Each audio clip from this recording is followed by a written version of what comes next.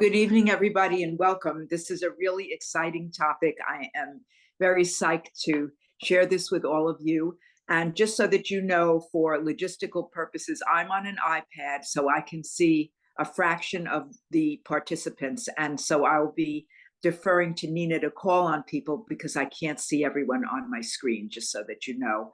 And we'll begin with our wonderful topic, and we're going to begin with some traditional texts on kashrut and the kosher laws as a springboard to the further discussion that we'll be having. So you do not need to be a Torah scholar for this, but this sets the stage and the foundation for how we're going to move forward to look at eating in modern times and the legacy of food in today's society. So I will be calling on different people to read, and the first text that we look at is from Leviticus.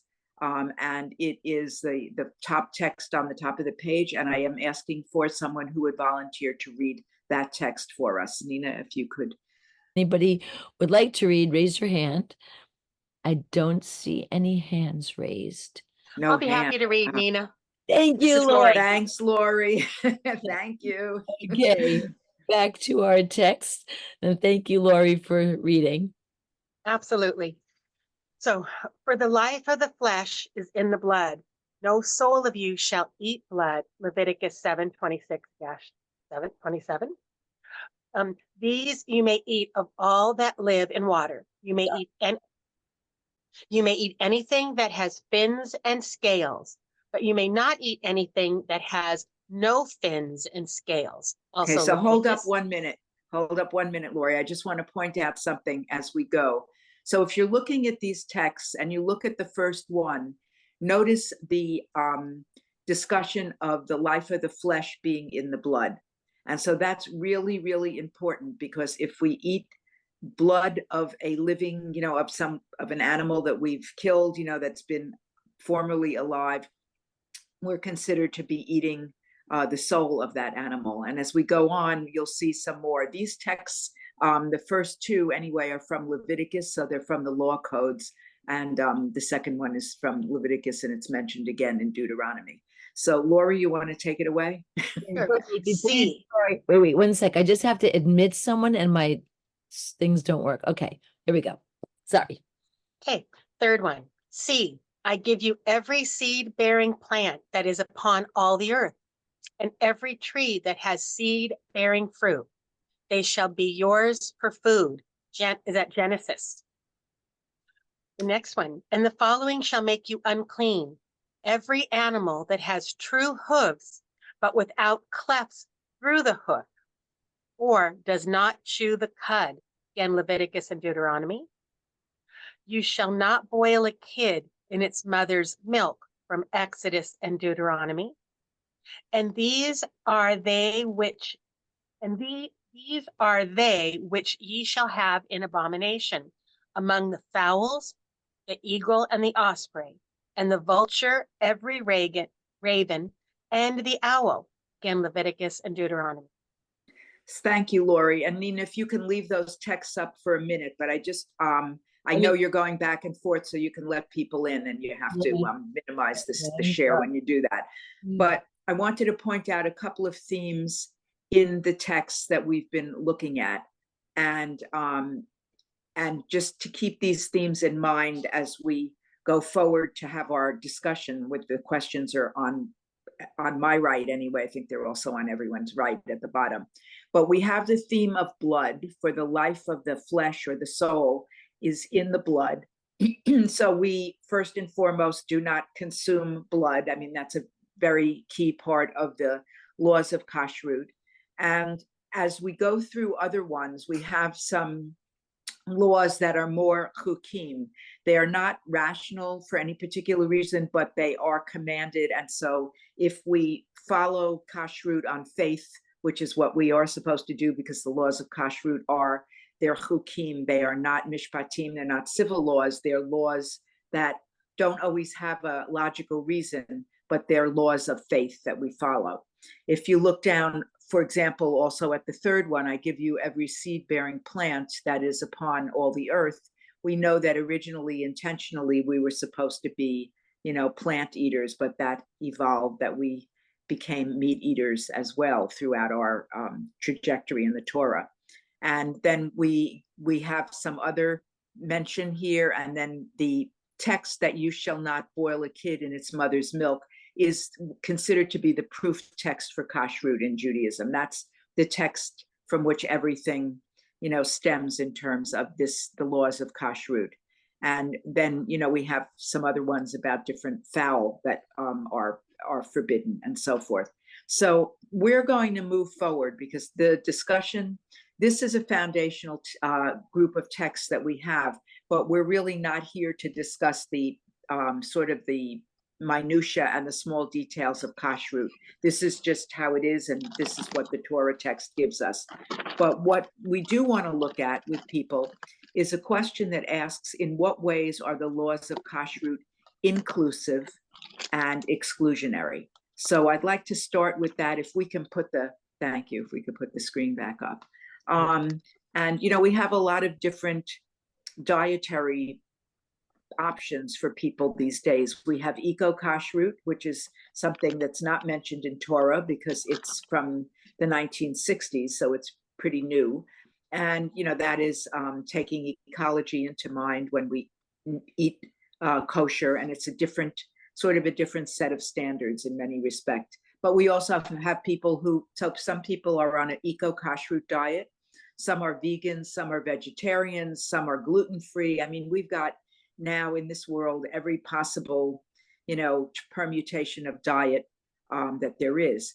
But the question we're looking at is, are the laws of kashrut inclusive or are they exclusionary? And so we turn to you for some answers, and probably you can't take every answer that people volunteer for, but we're going to make an attempt to let most people that want to have an opportunity to comment. So please raise your hand, and then we'll invite you to unmute if you have a thought on that.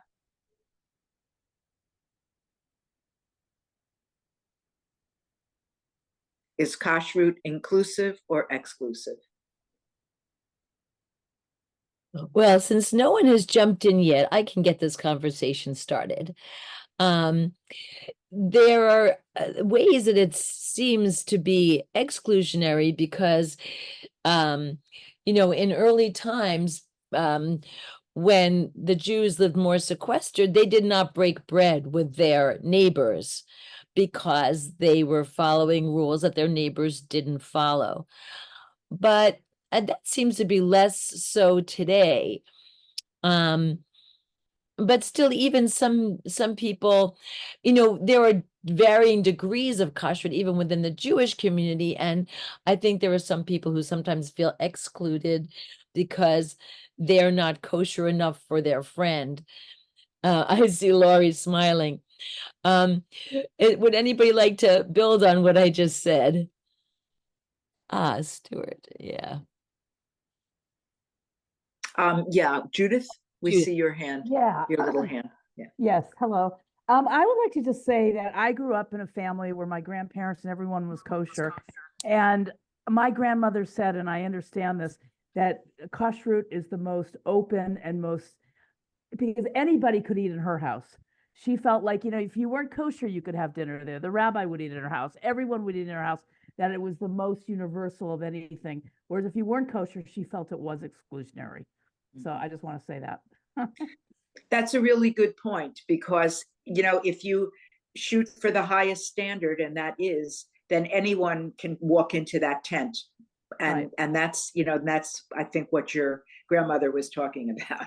Exactly. So someone else had a hand up and I missed it. I don't know who I missed going through. Looking for the hand.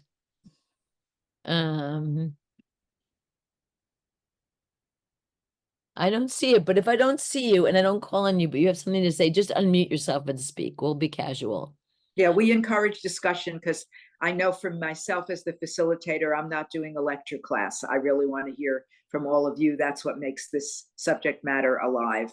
And, I remember when I was in graduate school, while I was going to rabbinical school, I was also getting a master's in Jewish studies. So I took a course on food, and this was a graduate level course on Jewish food, and I learned a lot from that course. And one of the things I learned from it is that there's a spectrum of kashrut or a continuum of kashrut, and you don't have to be at the right end of that. You could be somewhere along the middle as long as you're on the spectrum. And what does it mean to be on the continuum or the spectrum of kashrut? You may buy kosher products as much as you can to support kashrut. You may eat some things that are kosher. You may be kosher style, where you don't have shellfish and you don't mix dairy and meat at a meal, but the meat you're eating may not be kosher. So there are a lot of options out there, and you've got to figure out, I think part of the struggle is figuring out where you want to be if this is something that's important to you. If you consider eating as something that's holy in your life, then where do you put yourself? So that's a little teaser for some of the later questions. And there was a hand I saw, and now I lost it again. So I give up. If you want to speak, please unmute and Yeah, just just go for it. unmute and go ahead. I'll jump in again. This is Lori. I struggle with the kosher enough because I would say I am certainly on a kosher spectrum, but I am not kosher enough for my relatives to eat in my home. And that is really difficult because that makes it exclusionary. I can go to any of their houses, and if I bring something to their house, it only has to come from a supermarket, and it has to be in a sealed, closed. I cannot make anything, even a vegetable platter, in my house. And it seems like vegetables could be milchit or fleischig, and so, but none of my plates are good enough, even though I have no pork products or shellfish. But maybe my meat and milk is not separated enough for me to even bring a salad or a vegetable. And to me, that feels wrong, because I know a salad or a vegetable can go either which way. And that's where I find it exclusionary. Yeah, thank you, Lori. I'm like empathizing as I'm listening, and I'm shaking my head because I know what that feels like. And through the years before I went to rabbinical school, I used to feed the local rabbi at my house. She would stay with us on Friday nights because she lived too far away. And we made sure we had paper, plastic, we had everything sealed, we had everything so that she could eat in our house. And it was stressful, but I felt good that I could accomplish it, and do the best I could. But it's very hard to sort it all out,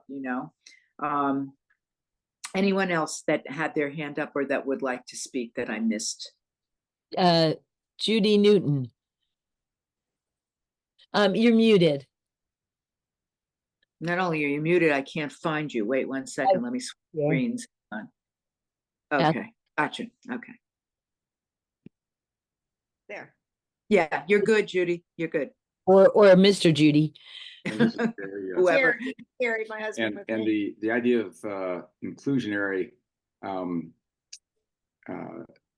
strikes me as interesting in that kosher clearly forbids some foods, and it reminds me of work lunches where they'd have large meetings and they would order meat and vegetarian meals, and the vegetarian meals always ran out sooner before into the meat meals.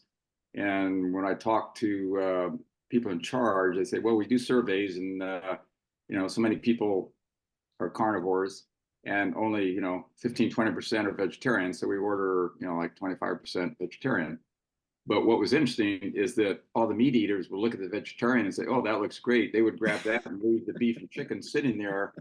And then if you were a vegetarian and came in later to the meeting, it was all gone. So clearly you walk into a kosher house, you can get plenty of food and feel satisfied. And you go to some other house and there is either not enough food or it's all gone. So that inclusionary part goes a long way to make it a okay diet. Yeah. Thank you very much for that.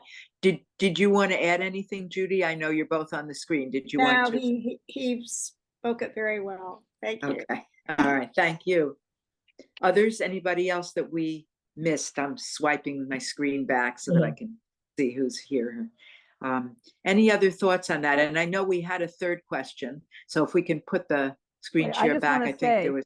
Yeah. From that last comment, I agree with what he said, but I actually tend to be somewhat vegetarian. So I go to my friends' houses that are kosher, and very often, actually, I really can't eat that much at their house.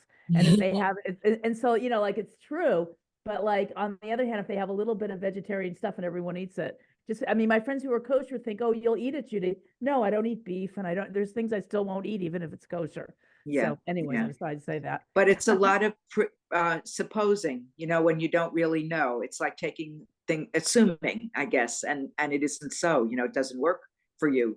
I But the see word Richard. thing I totally agree with. And I'd like to just say one thing. You touched on it, that in the Torah or the Bible, originally it was, we were supposed to be vegetarian, and I did not know that. So that I find very interesting. Yeah, we were supposed to be plant eaters from the beginning of the beginning of creation. And that changed because apparently they just couldn't do it. So God had to make a shift because the people were not, they were not rising to the occasion of what the intention was. So yeah. Richie, is it Richie? Do I see you? Yes. Yeah, I grew up in a kosher home and I am vegetarian. My house is vegetarian. I don't serve meat. And once again, I can't bring anything. I share that with Lori, that I can't bring anything to a kosher home because I'm officially not kosher or kosher enough. So once again, you're offended. I don't even eat meat or any fish or anything that's not kosher, but I'm not strict enough being vegetarian. So once again, we have to find that balance. And then, I mean, I'll mock friends of mine that I can't bring them anything from my house, but I'm not mocking these people, but there's the trend of people that have a kosher home, but they'll eat anything out. So there's a lot of hypocrisy in it. I won't eat meat out because I'm vegetarian, but they keep kosher, but they'll eat meat out or seafood or something. Well, I have to laugh. I was smiling when you were because I once spoke with a friend of mine. I had met somebody, at a function at the synagogue, which was a kosher, synagogue. It was conservative, and I'm having a conversation with this woman, and she's explaining how she's kosher and she's so careful, and she's got a set of milchik and she's got a set of fleishik dishes and she's got her Passover dishes, and that she has then another tablecloth and set of dishes for when they bring in Chinese on Friday nights. And I was like, are you kidding me? But, it was interesting because she had it all worked out, and it worked for her, and so there are so many variations that it's really kind of stunning, actually, to hear all the different logic behind things that people do, but they do it in a way that works for them. Did I miss anyone else, Nina, as you're looking and I'm not? I can only see So 15. no, looks good. Okay. So our last question on that first page, I want to make sure we did inclusionary and exclusionary. And I think there was one more at the bottom. Well, Can you read? Can you just about, and I think we touched on it really, that there are so many diets these days, that some people are vegan or vegetarian, and how we try to accommodate different people in our homes. So if anyone has a comment on that, that's great. Otherwise, we can get to our next text. And I will tell you that I married 49 years, and my husband, I've known since we're 14 years old, decided 7 years ago he's going to go vegan because it's a healthy thing to do. And that, in itself was quite an adjustment in terms of adjusting, the kitchen and adjusting how we eat out and adjusting how we go to people's homes and how we have people in. And it really gave me quite an appreciation for the laws of kashrut and for people who try so hard to keep kosher in when they're traveling, when they're in other people's homes, when they're trying to eat out. And it really is something that I think involves having a lot of patience and compassion for other people. So that's what I'll say on that as we move to the next text that we have. That looks delicious. That looks really, really great. So we have a reading on the sidebar. And again, I would ask for a volunteer who might be willing to read to us. And actually, now that my screen is, yes, please read. Thank you. Okay. My name is Pearl, and I'm from East Midwood Jewish Center in Brooklyn. Few activities are as instinctive as eating. It is a basic bodily need, requires no thought or advanced preparation, and is largely for us today readily available. And yet the Torah demands from us that before putting anything in our mouths, we pause for a moment, recite a few words to ourselves, and only then proceed with our eating. And with these words, this simple blessing, we have transformed the most prosaic of acts into something holy. Thank you so much, Pearl, for reading. And a couple of thoughts I had as we go into a further discussion on it is that it's interesting in Judaism that we have a bookend around the food that we eat. We bless before and we bless after. And in many cases, religions bless before they eat, but they don't bless afterwards, thanking God for being able to eat their fill and having gratitude for the food. So I know we have some questions for discussion. Well, and actually, we have another text. So, yes. So Nina, tell us about this particular picture and how it came to be. I love it. Thanks. So this quote is one of my favorite quotes. I actually did a poster many years ago for the Jewish Theological Seminary. I'm a designer. And this was a quote. It was a Martin Buber quote: "One eats in holiness and the table becomes an altar." And it was so inspirational that my husband's also an artist. We decided that we were going to make this our kitchen table. So we built a kitchen table. The top of it was plywood, and we mapped it out, and I drew it and we painted it together. And this was our kitchen table when we lived in our house where we raised our kids. We have since our kids grew up, we now live on a sailboat, but we still have just the center of the table. We cut it out and we kept it, and this is how it looked. So thank you for sharing that, because I really like this, and I know you showed me the original one time on Zoom when we were talking. So the question is, what does eating in holiness mean to you? And when do you remember occasions when you did eat in holiness? And these are two great questions. So throwing it open for discussion, and feel free to weigh in on this. What does eating in holiness mean, and when have you done that? I see Elizabeth. Am I right? I feel that maybe it's meant, at least in this day and age, to go beyond the prayer before and after, and to have some appreciation for the food itself. I know not everybody's involved in CSAs and local food and all that, and that's fine. I happen to, belong to a lot of CSAs and volunteered on farms, and but there's also just awareness in the media about trying to appreciate our food more.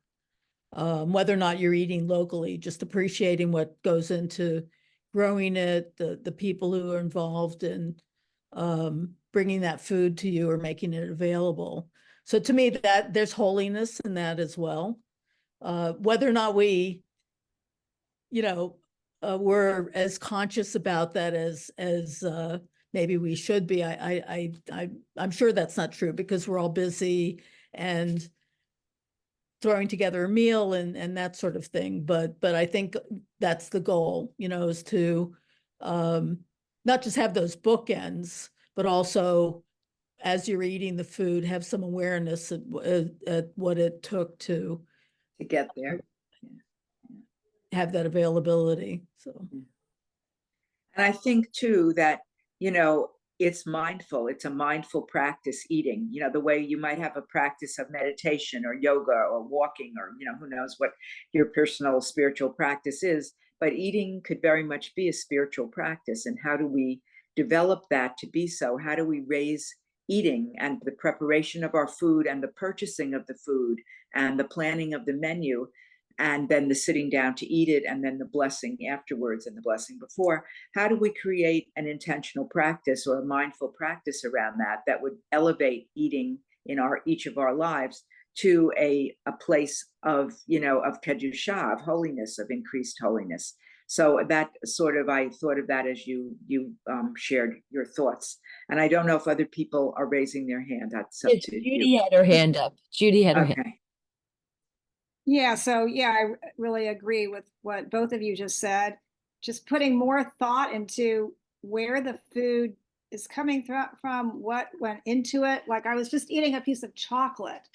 And so even like just looking at the packaging and, it says it comes from Switzerland. Well, then, like just sort of visualizing, what might that have been? And even looking at the, to produce it, looking even at the packaging, like somebody put thought into, Oh, yeah, look at Like- that. Yeah. sort of like getting across, I don't know, the feeling of eating the chocolate or something. I mean, you could really go quite deep with this, but instead of just mindlessly eating. In terms of the Here's Gary. Yeah. mindfulness, I was actually struck a few months back, a different brand of chocolate that said, take a little piece, and it's really dark chocolate, and put it in the back of your mouth, savor it, appreciate the taste, and then it said right under it, after all, this isn't a bag of chips. I mean, take your time with this little piece of chocolate and appreciate it, and that mindfulness, I think, goes a long way. Yeah, thank you both very much for your input. Other people, I see Judy's yes. hand is up. Yeah. Judith. Yes. I'm going to say something that may not be very popular, but it's something I've given a lot of thought to. A lot of my friends who are kosher, very strictly kosher, as long as they buy it and it's got a U on it and a K on it, and they buy it from the kosher wherever, it's good. They don't think, I don't necessarily think, they assume it's being the animals being slaughtered better and, with stress. But it is amazing to me that you can buy, for instance, kosher veal. And the thing is, it's not really ethical. And there are things that bother me. And that's why I think I largely do not eat. Like I feel in some ways by elevating myself to become, I do eat kosher fish, and I will eat kosher, I will eat chicken and turkey, poultry, but I will not eat mammals, lamb, goat. I will not eat any of those things. And I think on some level, I actually feel a little bit as holy, or at least that I put a lot of thought into it also. You know what I mean? And that's how I feel. Anyways, I just thought I'd like to say that. Yeah, thank you. Thank you. And it makes perfect sense personally to me, but yeah, thank you. Nina, are other hands up on the other screens? I can't I tell. just looked at the screen. I didn't see anyone, but I also wanted to put in another thing, which is that holiness can have to do with your prayers or with how your food, absolutely, where it comes from, how it gets to you. But holiness can also have to do with the connection you have to the people that you're eating with. That's another way of looking at eating holy. I mean, one of the questions is, when have you eaten in holiness?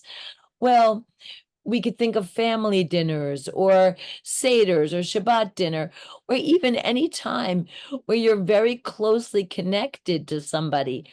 That is also, I think, eating in holiness.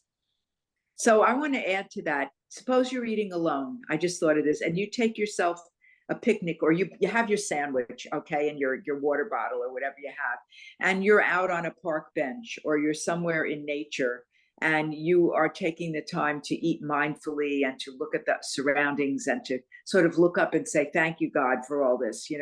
This is what, and to enjoy that meal. And, when you finish it, to sort of acknowledge and say, that was great, thank you again, or something, that just sort of reminds you where it came from.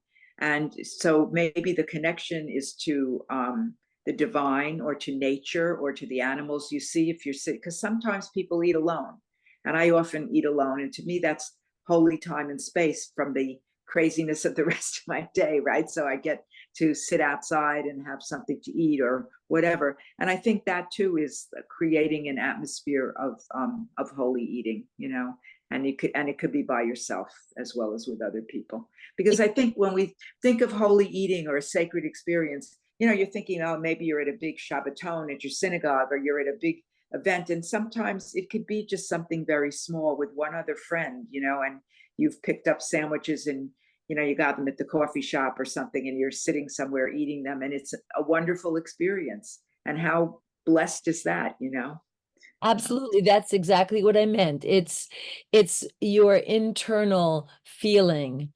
It's your internal feeling that makes it holy. Now, did we miss anyone on this one before we go forward? Again, speak up, because I can't at least see you. Yeah, I'm looking. It looks like we may be ready to go on. Okay, all right. The next text, I'm going to ask if, well, maybe I should read it because we're going to start sharing some of our memories and our own recipes. And this is actually not as much related to my Jewish heritage as to just memories of being a child and having my grandmother make this particular recipe. I'm going to see if I can see it once I have all of you. Yeah, I think I can see it to read. Yeah. Okay, well, sort of. I'll move in the middle. So this is Hungarian cherry soup, which I loved because it's sweet. Hungarian, it's not really sweet, it's kind of tangy and tart, but Hungarian cherry soup is a favorite of children. And because it's a favorite of children, it accrues some feelings of nostalgia after those children have grown. So I started to share by telling what I remember about making this soup with my grandmother. I'm just going to move ourselves off here so I can read this to you. Okay. Okay. So here's what I remember. First, you climb a cherry tree and you pick enough cherries for the soup. It takes a long time to do it, but it's fun.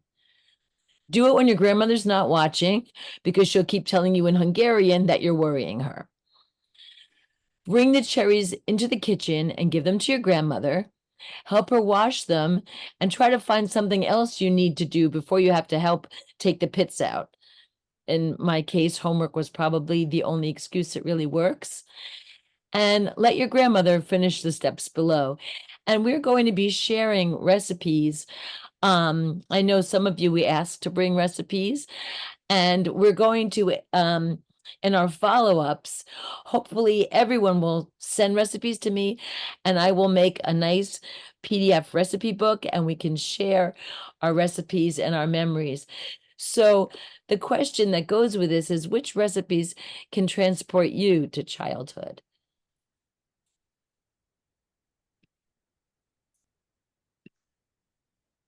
Love to hear what you think. Anybody?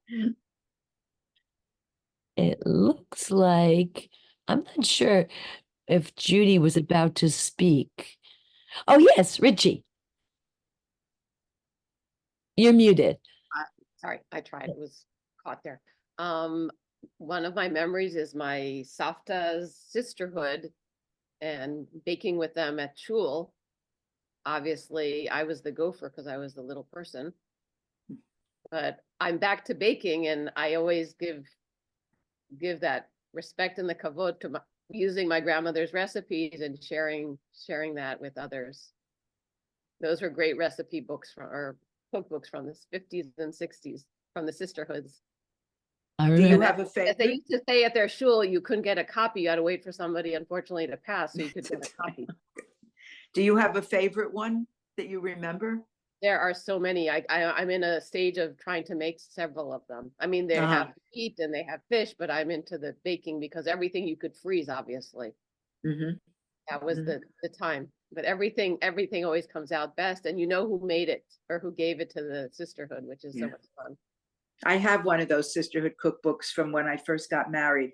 And it's like all, it's got like dried food on it and everything, from being used for all these years. But my favorite recipe in it is for an apple cake that I just love making. And, I have to make it for each of my kids every year on their birthday. That's like the deal. I have to do that. And it comes from that sisterhood cookbook. So you stirred some memories for me. Thank you, Richie. Anyone else have any favorite childhood recipes or, dishes that you remember? I see Judy Newton here. Well, a couple. My grandmother's noodle lakshan, which I have her handwritten recipe. It's all very not necessarily distinct measurements, because it's in her mind. But that's definitely one. And my aunt's apple strudel, which I have her recipe, and I keep thinking I've got to try to make that. It was so good. There's a couple. And as you said that, I'm thinking how with my grandmother's recipes that I had, there was a glass. And if you didn't save the glass, that was how much you needed to put in. It wasn't like a quarter of a, an ounce or something. You had to have that glass, or you had to have that particular, whatever it was that that the measure, you would measure it into. I still have those. I mean, I have the glass. God forbid anything ever happens to that glass. I'm a mess. I won't be able to reproduce I think it might be the the rest. Yortzeit glass. I think it might be the Yortzeit glass. Oh, maybe. Hi, thank That's you. what I get. Thank you, Pearl. I see Judy's hand up, And Judith. Gary, Gary. yeah. So Yeah, my, and Gary too. Sorry, did Oh. we, okay, because you're only one of you. Yeah, there, now you're in the front. Yeah. Okay, Yeah, and then very- Judy. oh, A very simple recipe that immediately takes me back to childhood every time. And I mean, it's quite simple. Pick a Concord grape, pop the flesh out of the skin, eat. Our neighbor had a Concord grapevine. So as a little kid, I'd go over and eat Concord grapes, and it's not something that I see in the store often. And whenever I have one, it's just that temporal lobe hit. It just takes me immediately back. And then the other recipe, a little more complicated, my aunt made lemon meringue pie for my birthday cake for a number of years because her neighbor's Meyer lemon tree would come ripe in August when my birthday was, and she made the best pies. Thank you, Gary. I Before we go to Judith, I just have to ask you yeah, from, because we grew, a lot of Concord grapes grew where I grew up. Where are you from? Well, that was in Fort Wayne, Indiana, Oh, now we're from the East not Coast. your typical vineyard country. Right. I'm sorry, I had to jump in there because I had the same thing. We had a grapevine and I used to pick them. I know what you're talking about. It's a childhood memory. Okay, I'm sorry. Go ahead. no, mine was just my grandmother and my aunt and her sister lived in Boston and I lived in California. And every summer I'd go there. And my grandmother, they were both very American. They were born in the United States. They they didn't like necessarily make like lots of Jewish recipes. My grandmother's, what she always made was a salmon loaf with salmon, and it was delicious. And I used to make it, I make it now, and my kids love it. And so it's kind of interesting. The other memory I have is her sister would make Mundel bread. And every time before we would fly back to California, she would get one of those cookie tins that, they used to make like cookies in these like tins.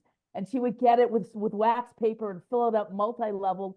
And we weren't allowed to eat it till we got home to California. She sent it back on the airplane with us, like 50 pieces of Mundel bread. And every time it was like, Aunt Beth's Mundel bread came home with us. So that's a nice memory.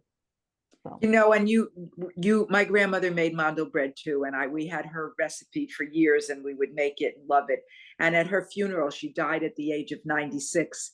I made her recipe of Mundel bread with my husband, and we brought it to the funeral, home, and shared it with the people that came, and we remembered her. But that you sparked a memory that was a very lovely memory for me. Thank you for that. Yeah, Are there anyone else whose hands we don't see that wants to share any childhood recipes or memories of recipes? Elizabeth. And if not, yeah, go ahead.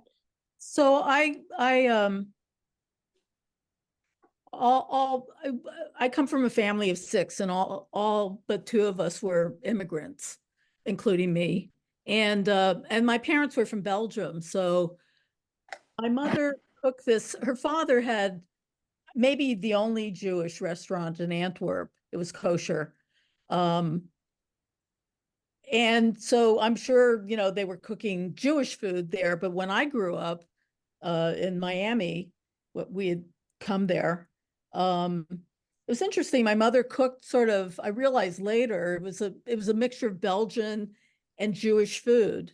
She'd also cook like Belgian French fries and things like that. We didn't keep kosher, when I was growing up, for various reasons, I'm sure. But there were things that again, as an adult looking back, I realized that she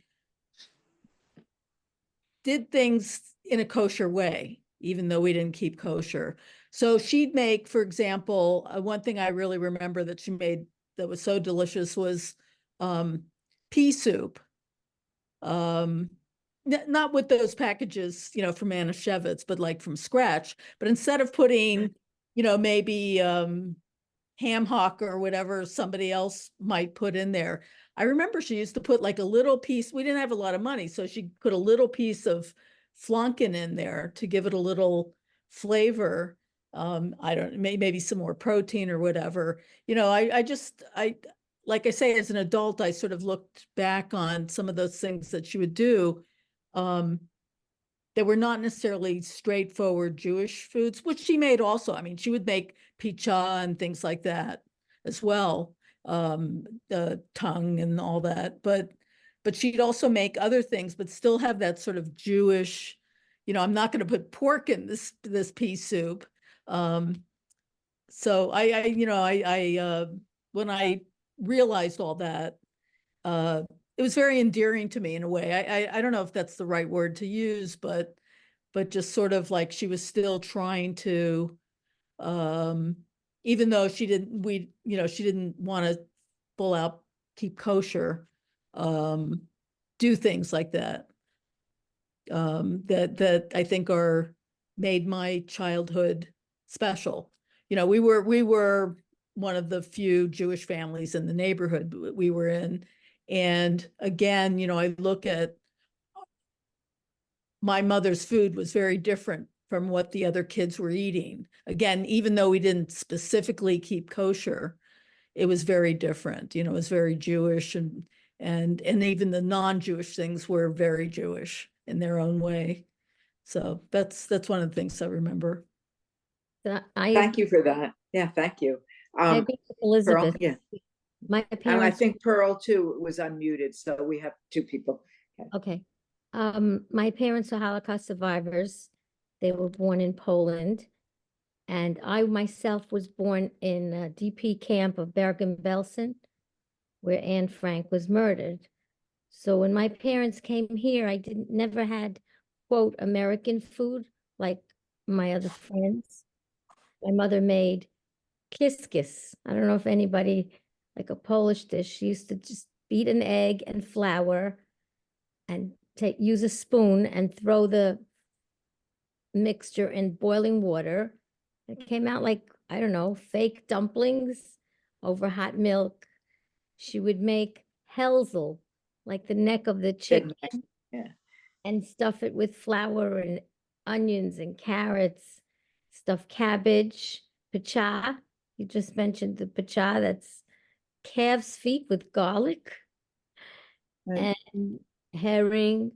And even today, that's my favorite food. I say my favorite food, if they're ever going to give me my last meal, it would be schmaltz herring, schmaltz herring, a schwarzebrood, black bread, butter, and a tomato. And then I'm okay. And when with my friends, well, I have a lot of friends that are also second generation, but that's how I grew up. I didn't grow up on peanut butter and jelly and mac and cheese.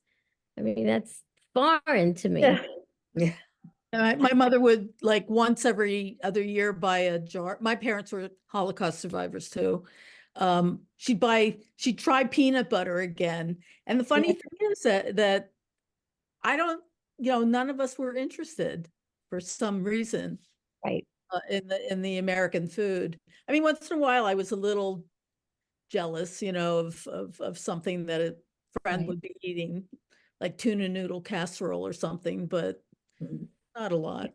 I couldn't eat that. I would get sick, literally sick, you know, because my mother used a lot of fruits and vegetables, just like I do today.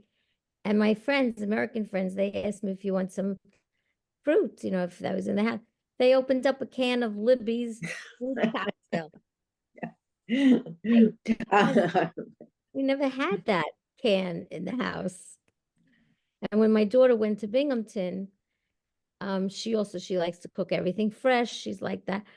And she went to Binghamton and she called me up and she went shopping with the roommate. And the roommate said, Carrie, do you want mashed potatoes? She said, okay, I'll make it. You'll make it. So she said, Ma, Lisa brought down a box of flakes. And Ma, what is that? you know? And then she said to her friend, I have a bit, you know, Carrie went to the refrigerator and she says, I'll make mashed potatoes. And go up there, what's that? You know, real potato that you peel and you cut up. So it's a different upbringing, right, Elizabeth? It's a different, completely different way. And I have to mention to the two of you, since you both were talking about that, and I see Jean's hand. I don't know if there's other hands, but I at least see yours because you're on my screen. I was telling Nina today that there's a Holocaust survivors cookbook that's out. You can get it online. It's quite expensive, but it has a lot of amazing recipes in it, in addition to a lot of the culture. And it's a hot seller. I mean, people know about it that are in the food, you know, field, and it's something that, you know, I knew about for a couple of years already, that it's out there.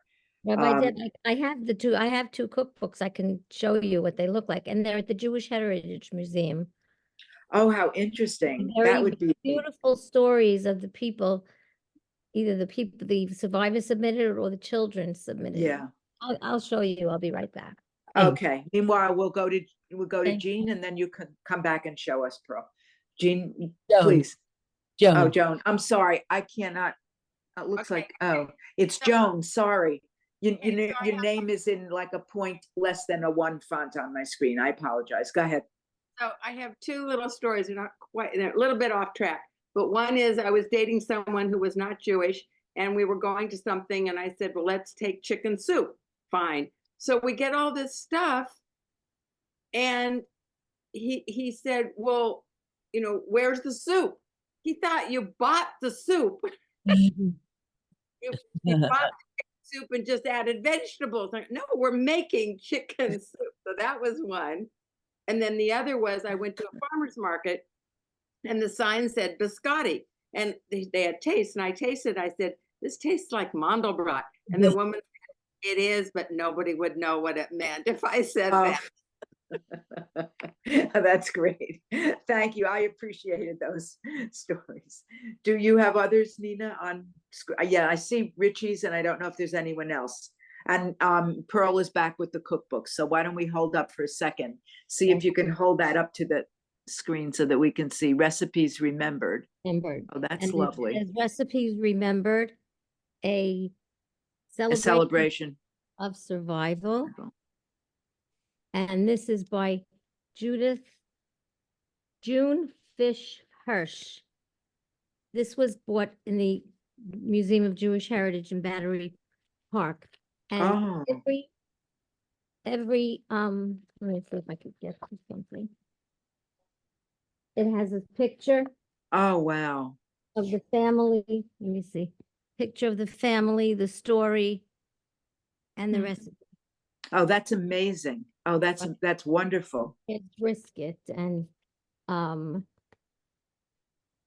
here's another, you know, I don't know if you could see that. Yeah. And it's very good. And then recently, this is fairly new. This is let me see if it's- Honey cakes and latkes recipe from Read the that, old. Lee? Can someone read it? Oh, yeah, honey Cake and cake and latkes, the recipes from the old world by the Auschwitz-Birkenau survivors. Oh, spectacular. Thank you. And this also has yeah, Hmm. photos. Yeah. This is priceless. This is just priceless. You know what? That is priceless. I mean, those are amazing. Really very and they'll give you cooking together, family. and Beautiful. soup and by section. And this one is, I believe, by country, Poland, Romania. Mhm. I believe June Hirsch, she's on her second book. Yeah, Wow. these are. Thank you very, very much for You're very sharing. welcome. I'm so Very happy to be here. Thank you. Richie, it was you, right? You waited. Go ahead. Thank you. Sharing the funnies. I live in North Texas, so I thought it was a problem in this area, but at different times of Jewish holidays, at my locals, at more than one local supermarket, it will be Rosh Hashanah, they'll put out matzah. Passover, they put out Hanukkah candles. So, I mean, I always thought it was a problem here in Texas. So I recently was during Hanukkah, I was in San Francisco visiting my daughter, and the local Whole Foods, once again, it's Hanukkah. They put out matzah ball mix. They put out matzahs. I'm like, oy vey. I always thought it was a problem here, and I share pictures, and everybody thinks it's very funny, but it's a nationwide problem. Well, I when I first moved to the part of New Jersey that I lived in for many, many years, I went to the store before the holidays and I wanted chopped liver. You know, it comes in a container, you know, chopped liver, you get it in the refrigerated section, you serve it as an appetizer, whatever. I go in with my kids and there's no chopped liver there. And I'm like irate that how could they not have chopped liver? I said to my daughter, I have to go talk to the manager. And, you know, we're like the only Jews living in the town. She's like, Mom, please just, you know, let it go. Just leave it alone. You're going to draw attention to us. I go to the manager. I said, where's the chopped liver? I'm sure you sell it. You know, it was like a Weiss's Market or something. I mean, it was like a big, you know, chain. And he's looking at me and he says, I don't know, but, you know, we have like, you know, chicken livers. He takes me to the counter where there's like these raw chicken livers in a bag. And he says, here, is this what you want? And I said, no, that's not what I'm looking for. You know, it comes in it, and I'm explaining it. And eventually that market took in chopped liver, but it was like my kids were mortified. They just wanted to crawl under a rock because it, you know, outlined that we were Jewish. It highlighted that we were different from everybody else. So, Nina, next slide, maybe we can get in one more. Do you think we're going to make it? It's so interesting too, because actually the next one talks about something we've been talking about, which is the Holocaust and what it did to recipes. Is there anyone who'd like to read? I can't see anymore because I went full screen. So if you'd like to read, just start reading. Okay. The Holocaust decimated giant segments of Jewish culture, synagogues, ritual objects, libraries, and archives, so much destroyed in just a few years. Within the cultural realm, perhaps no segment was hit harder than the Jewish cuisine. As a folk art of sorts, the bulk of our culinary knowledge is not to be found in books. The great repository of this information is in the collective consciousness of our people, perpetuated by millions of mothers teaching their millions of daughters by word of mouth. But when such a large percentage of that knowledge base is killed before they have the opportunity to transmit what they know, the chain of oral culture is broken and the knowledge can be lost.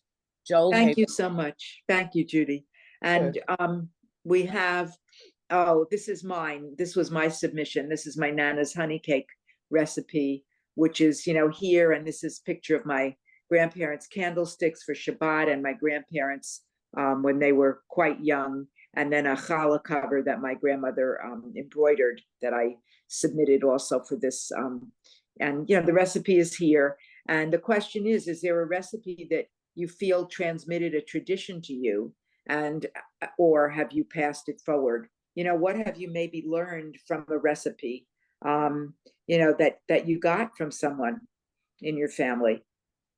And I don't know if anyone has a response. Barbara, were you raising your hand? I didn't see. No, someone else. I was just enjoying little bits of what everyone says, but I'm still, part of my mind is when you gave your great chopped liver story is, for me, we never saw a package. I would be looking with my mother and my aunts and my grandmothers for the bag of livers and take home an onion and goodbye. And well, my grandmother did too. She brought home my grandfather was a kosher butcher. She brought home the raw livers, and I still have her, you know, her thing that she would smash them with. And I saved it until recently. I have one too. Joan, you have your hand up. I see your little hand. Thanks. This is great. So our family has it's mostly German and that part of the world background. And our potato salad was different than everyone else's, and nothing like you could get in a deli. and it had no eggs, no pickles, no mustard, all these things that everyone else has in their potato salad, and it is the family potato salad, and it's like, it's very, and there's no recipe. We don't have measurements. It is that kind of thing, and it's wonderful. It's so good. What's in your German Oh. potato salad? So it's you cook the potatoes whole, not peeled. You peel them while they're hot, so you burn your hand a little bit, and then you slice them down. So they're still rings, and you just slice them down, and then you pour. See if I can get it all. I may forget things and lie to you. So a vinegar, you pour cider vinegar, and the potatoes absorb that, and then you add celery, red onions, parsley, and that marinates a little bit. Then when it cools, you add mayonnaise, and I think that's all. Am I forgetting anything? Oh, and a lot of paprika because it's kind of pink. That sounds delicious. Yeah, that sounds really good, It actually. really is, and you don't, when you mix it, it kind of breaks the potatoes, so you cook them whole. And it's making me hungry. Nina, as we go into our final few minutes, are there any questions you can pull that we might have neglected? Maybe a final question that you think would be a nice wrap up for this? Well, the first thing I want to say is that before we planned this, we were hoping, and I hope this is still going to happen, that I'll send a follow-up email. So you'll have my email address, and then send me, each person who can, send me a recipe or two. Joan, I want that recipe. And we'll put together a beautiful PDF cookbook, or digital cookbook of our favorite recipes and what they remind us of. And just going to share the last slide with you because it is kind of what I'm hoping that these recipes will have. A particular memory that this recipe evokes, how it connects you to family and to your personal history, and how does it connect you to Jewish history or to whatever your cultural background is. So that's my that's the last thing I want to make sure that everybody knows. And I am going to follow you and hunt you down for your recipes. I just want to, before we have any closing comments, I just wanted to thank everybody for such a robust discussion and participation. It was really just one of the most lovely evenings I have ever spent. This was just so nice to share these experiences with everybody and to have all of you here. So for those of you that contributed by comments, thank you. For those of you that contributed by listening and appreciating, thank you for being here. And I think I saw maybe one or two hands. Elizabeth, I think I saw yours. Yeah. Yes, and Judy also. Yeah. I wanted to thank both of you for making this possible. But what I'm thinking about, and I don't mean to sound trite, but we're talking about recipes handed down, recipes that were lost. And, gatherings like this, I think, are legitimate, not replacements, of course, but ways to keep that going.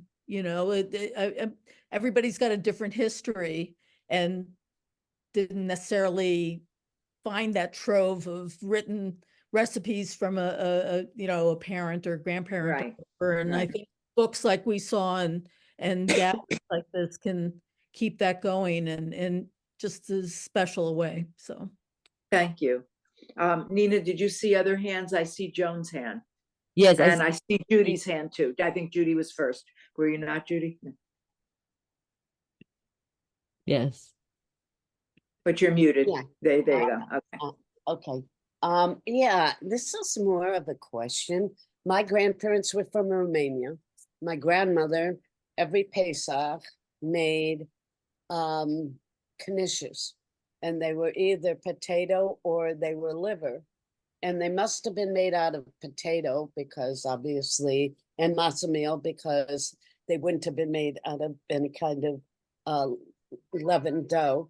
So anyhow, I've been trying to replicate the recipe And I've tried and I've tried and I've tried, and nothing that I've tried comes even close to what there were these little billowy pillows that had liver or potato inside. And if anybody happens to know of a recipe for pesadilla knishes, I would love to have it. So if anyone has one, send it to Nina, because Nina can disseminate it to everybody. I don't want you to take Joan's comment as a last comment, please.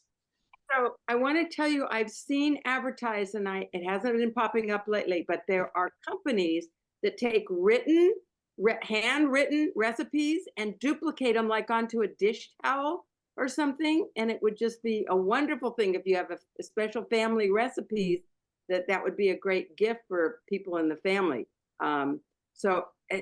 First there was one company sending me these ads, and then I looked further and there's more than one company. So you actually have the handwriting of the person that wrote the recipe. Oh, wow. Oh, wow. Thank you for letting us know. That sounds like a great thing. Can you Yeah. give us an email where to send? It hasn't been popping up anymore. So, I mean, No, not that. Yeah, go ahead. So I don't know the name of the companies that were doing it. I can't remember. I told all my family about it, and they haven't been popping up lately. Mm. Mhm. Yeah, You know- if you ever come across one, maybe you can send it to us, and then we can, Right. we can share it with the list of people that were here tonight. Maybe Yeah. if you Google preserving handwritten recipes or Right. dish Something. towels and handwritten, those words that they may come up. Yeah. So Thank can you, someone Joan. send in an email where we could send things like that to Nina? Do you Oh, everything, I can be the repository. I'm nina@chaimitzvah.org. And I'm going to send a follow-up email tomorrow, so you'll have it right there. Okay. Yeah, thank you everyone for your participation and your presence here tonight. What a lovely gift to each other that we've given by being here to participate. Nina, And- thank you for everything. And we hope to see you all again at future programs. Please check our website. There's a lot of stuff coming up, really good programs that are virtual, and a lot of new ones as well. And So thank you. Are we from Thank all you. over the country? Like, I know I'm from Brooklyn. Is everyone? Yeah, Yeah. we're from all over. We're from all over. Yeah. I live on a boat in the Hudson River. Pearl, Vancouver, Washington. yes. Los Angeles. Boston. I'm from Brooklyn. California. I Florida. live in Hilton, east side of Rochester. Rochester. Sure. Great. Dayton, Ohio. North Texas. Wow. Boynton Beach. San Diego, California. My goodness, this is so delightful. So this is really great. What a great network.